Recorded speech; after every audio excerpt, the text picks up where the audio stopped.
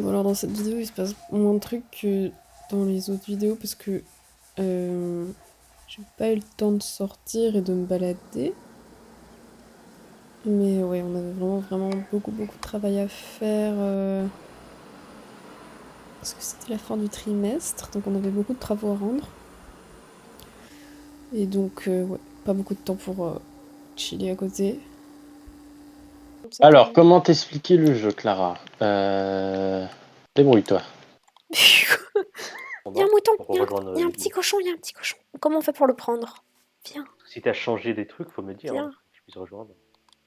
viens. On a tout changé. Ah, Je pense pas. Hein. comment on fait pour prendre un cochon? À prendre un cochon, il te faut une carotte pour le domestiquer. Ah, j'ai pas de carotte, merde. Attention, il y a quelqu'un Donc derrière là, toi. tu vois, c'était une petite... Ah non, c'est un cochon. Non, non, fais pas ça, fais pas ça. Attends, je te frappe, tu fais pas ça. Non, non, non, non. Je suis sûre que t'avais des carottes pour la... Mais tu vas me tuer, arrête! Oh mon dieu, c'est qui ça? Putain, c'est Il a moche changé de ouf. son apparence. En plus, tu m'as piqué tout mon loot. Casse-toi. Ah.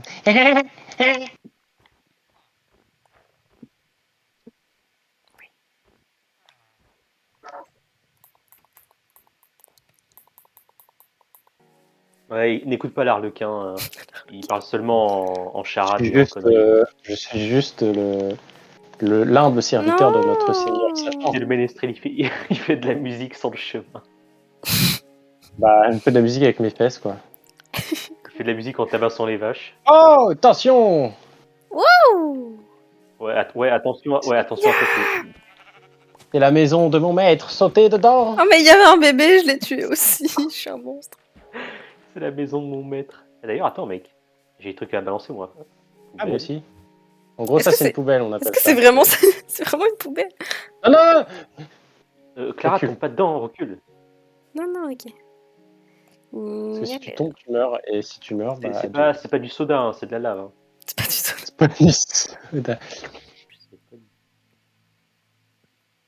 Oh. Je vais faire un coffre. Tu veux venir avec moi, Clara? Ou tu veux aller avec plaisir? Oh oui, il m'aime. J'ai un cochon. J'ai un cochon. Il a apprivoisé un cochon avec ses betteraves. Oui, j'ai un cochon. J'ai tué 3 moutons juste avant lui et c'est le rescapé. Oui, je t'aime aussi. Regarde, il y a des cœurs. Il me suit partout. Tu l'as forcé à t'aimer, quoi. T'as tué ses amis, t'es en mode... Je suis trop contente. Oui, t'es mon copain. Il est où, Hugo? Faut que je monte. Oh, il y a un autre copain là-bas. Ok, je vais me faire un troupeau de cochons. Venez, mes copains. Oh, il y a un petit bébé. Oh, mais le petit poulet, il me suit partout depuis le début. J'aime trop. C'est ton familier. Oh, Va te manger le il arrête pas de me regarder. Oh, il y a quelqu'un, son exposé, c'était sur VRChat.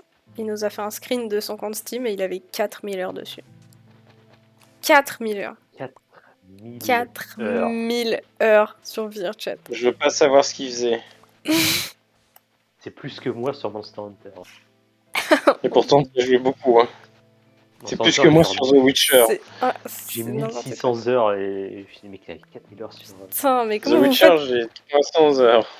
comment vous faites pour être sain d'esprit, là, après des milliers Qui a dit d'heures? qu'on était sain d'esprit? Non, mais... Ouais, déjà, tu commences mal. Commençons par poser les bonnes questions. Qui est sain d'esprit? Qui est sain d'esprit? Qui est sain, déjà? Moi. Je peux dire moi Qui sans... est pris?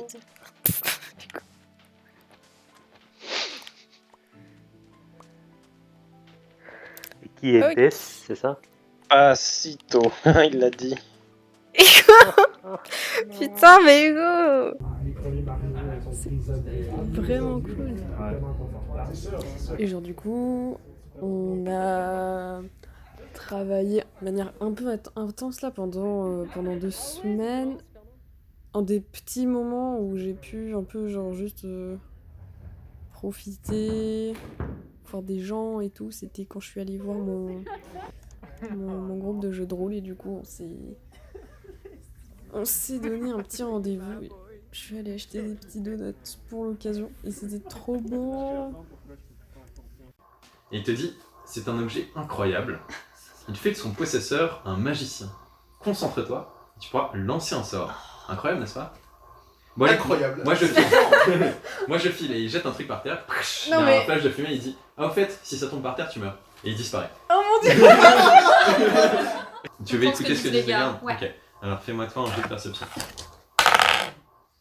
45, c'est réussi. Ok. Alors tu entends? Quand je pense que cette saleté d'ours bloque toujours la moitié du camp, pourquoi il a fallu qu'il s'installe sur la salle du trésor? Je peux demander une laisse et de la bouffe pour le glouton pour sortir avec moi. Oh mais oui, mais tu ouais. l'envoies contre l'ours. Tu les fais se battre. Alors tu demandes Tu dis que au ça fait garde, partie de notre il y a un plan. garde qui arrive Ça et avec qui surtout, te libère et qui te dit bon sortez, maintenant vous allez affronter un ours. Et toi tu lui dis est-ce que vous auriez une laisse et de la nourriture, c'est ça? Ouais, c'est ça, parce qu'il y a, il y a Alors. le glouton là qui pourrait être une Ouais, bonne ouais. arme contre l'ours. Ok. Pour nous aider à le dénicher. S'il faut charismer pour aider cet argument, je lance les Ok, dés. alors faites-moi un jet de chance déjà pour savoir si ils ont quelque chose qui s'apparente à une laisse à vous prêter. Sinon, on a des vêtements à déchirer pour. 68, non. Ah, 33. 3 prix. Est-ce que c'est bon? 33, moi je crois que c'est Ah non, c'est bon. Il est ouvert. Non, c'est bon ou pas bon? je confonds. Je sais plus où c'est Il y a le. Luck Ah, Luck, quelque c'est part, 68. Ah oui, c'est carrément bon. J'ai 68. Ok, c'est carrément bon. Donc Ouais. le garde sort de sa poche une petite laisse rose. C'était celle de mon chien, mais il est mort, vous comprenez? C'est vraiment horrible. Est-ce que le kebab magique, le kebab préparé avec la broche à kebab, vu que j'avais emporté une de quoi faire un kebab. Préparez un kebab magique. Est-ce qu'on peut préparer un kebab magique à donner à l'ours pour le rendre Oui. pour le rendre Oui, oui, amical oui. avec nous? Non mais attendez, c'est quoi l'objectif là? Faut le buter. Donc vous rentrez dans la grotte et au fond de cette grotte vous entendez des bruits rauques et la pâte qui gratte contre la pierre. Et du coup toi tu vas t'installer dans un coin de la pièce et commencer à préparer un kebab, c'est ça? On a pas que ça à foutre les gars, on les bute.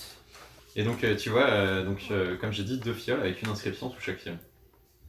Quelles sont les inscriptions? Alors tu lis et écrit potion oursifiante et à côté potion désoursifiante. Stylé. Oh non, mais toi tu vas les confondre. En fait, on a tué un... Oh non. Ah, c'est horrible. Est-ce qu'il y en avait une vide? Non. Et du coup vous entendez d'ailleurs un bandit qui dit c'est bon, vous avez fini de tuer l'ours? On y est On y est presque.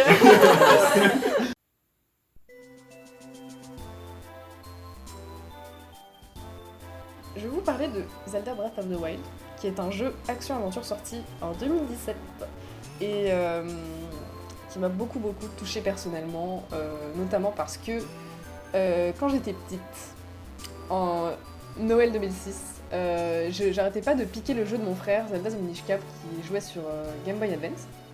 Et mon frère, en Noël 2006, en cadeau, il a eu une DSi et j'étais tellement jalouse parce que moi j'avais eu une machine à coudre rose. Et j'avais aucun intérêt à la couture à l'époque, je m'en fichais vraiment. Et du coup j'étais hyper triste. Mais voilà, aujourd'hui je peux jouer à Breath of the Wild de la manière dont je veux, dont on va parler plus tard. Et ça c'est vraiment chouette. Et on est tous heureux que ces concepts-là ne sont pas restés. Voilà, c'est des anciens concepts du jeu. On est tous merci à Miyamoto de ne pas avoir gardé ça. Et d'avoir gardé ça à la place, qui est quand même vachement plus cool, vachement plus stylé. Ça c'est l'histoire du jeu, et j'étais contente de voir que c'est vraiment la légende de Zelda. Donc Link qui se réveille de son sommeil de 100 ans, il est amnésique, c'est un peu typique dans les jeux d'aventure, enfin dans les jeux fantastiques, le héros amnésique, en plus il parle pas, donc c'est le Link classique. Et donc, on découvre pourquoi Zelda elle était nulle en maths et pourquoi elle a réussi son examen de maths au final. Et on découvre qu'elle a des forces que Link n'a pas. Et on découvre des personnages secondaires qui sont attachants plus ou moins, ça dépend lesquels. Bref. J'ai bien aimé l'histoire, j'ai bien aimé m'attacher aux personnages, je me suis laissée entraîner dedans et c'était très chouette. Donc le gameplay, voici un court instant de gameplay incroyable. Alors pour contexte, il y a un catalogue disponible dans le jeu qui répertorie toutes les créatures du jeu, et c'est ma partie préférée du jeu. En fait, juste j'ai envie de tout prendre en photo et de tout avoir en chaque image de chaque petit personnage, chaque petite bestiole. Là j'ai envie de les avoir, j'ai envie de les collectionner. Et j'oublie en fait que c'est un jeu action-aventure et qu'il faut se battre. Donc ça arrive de temps en temps, c'est pas grave. J'ai recommencé carrément une partie avec 300 heures de jeu parce que je voulais avoir une photo qui me manquait. Donc voilà des images du jeu. Très sympa, c'est vraiment trop chouette. Bah, la première fois qu'on découvre un dragon qui survole notre tête, découvrir des donjons à droite à gauche, la découverte des tours qui cartographient une partie de la carte n'est pas... ça te retire pas le plaisir de découvrir des endroits, comme par exemple ce dragon-là. Il n'est pas visible quand on est au haut d'une tour, et donc ça encourage le joueur à aller voir absolument tous les endroits possibles et imaginables. Comme par exemple, on vagabonde vraiment de droite à gauche. Il y a des quêtes principales, mais c'est tellement facile de se perdre que c'est un plaisir. Moi, j'aime beaucoup. Alors j'ai fait des calculs. La vitesse de course de Link, c'est à peu près 8 km/h, et on peut traverser la map en une journée de temps de jeu. Donc une journée de jeu en fait. Donc la map ferait à peu près 120 km². 120 km, c'est la distance entre Montréal et Orford. C'est à peu près 2 heures en voiture. Et entre Montréal et Orford, il y a 16 villes, bourgs, villages, 2 zoos, 4 parcs, 6 lacs et fleuves. Et donc, dans ce jeu, qu'est-ce qu'on trouve ? On trouve 120 sanctuaires, 223 lieux d'intérêt, donc des villes, des boutiques, et 900 Koroku, évidemment, les fameux Koroku. Et c'est de la dinguerie, quoi. C'est juste de se rendre compte de la distance que ça représente dans une map, c'est absolument fabuleux. Et donc les 5 premières minutes de jeu que j'ai fait, j'étais déjà perdue, je pouvais pas prendre en photo malheureusement, mais j'étais déjà perdue à essayer d'attraper des sauterelles et des pommes, donc cette découverte-là, elle est jamais partie, même après 300 heures de jeu, je m'éclate toujours autant. La cuisine, j'ai pas d'image de cuisine, mais genre ça m'est arrivé d'avoir mon inventaire plein juste de gâteaux, donc ce sont des choses qui arrivent. Je les mange pas mes gâteaux, c'est juste que je suis contente de cuisiner, donc voilà, c'était une partie du gameplay que j'aimais bien aussi. Et puis le fait de pas avoir de tutoriel et d'avoir le gyroscope, ça rendait quand même l'expérience plus agréable pour une personne qui ne joue pas beaucoup aux jeux vidéo. Donc j'étais contente que ça soit aussi accessible et aussi fun. L'environnement, il est aussi vachement important dans le jeu, parce que genre, tu peux laisser une gelée de chouchou électrique par terre et électriser tes ennemis, ou alors si t'as du tonnerre, t'as de la chance, s'il pleut, t'as moins de chance, parce que tu peux plus grimper, mais... ça rend presque infini les possibilités de jeu, et c'est pour ça qu'il y a autant de plaisir à jouer après tout ce temps passé sur ce jeu, même si je le connais bien. Je suis contente de la femme que ce jeu a fait de moi, parce que maintenant j'aime les chevaux, l'escalade, je sais coudre parce que mes parents ils m'ont offert une machine à coudre, du coup je sais coudre maintenant, c'est pas grave, c'est cool, mais maintenant j'ai peur des gardiens. Est-ce que je garde cette blague ? C'est la 3e fois que je la dis et j'ai plus envie de rire. Et on a plus de temps, mais j'avais une vidéo de mon cheval que j'aimais bien. Voilà. Ouf ! Jésus, c'est stressant. On a fait d'autres travaux. Là, le premier truc que je monte, c'est un examen. Un examen qu'on a dû faire sur place. Et genre vraiment, c'était stressant. On avait juste 3 heures pour faire ça. Et ouais, c'est vraiment nunuche un peu comme animation. Mais on utilise plein de contraintes de parenté, d'orientation et tout, donc... avec le stress, j'ai pas réussi à faire fonctionner ça comme j'aurais aimé. Là, c'est un travail qu'on a fait en rig.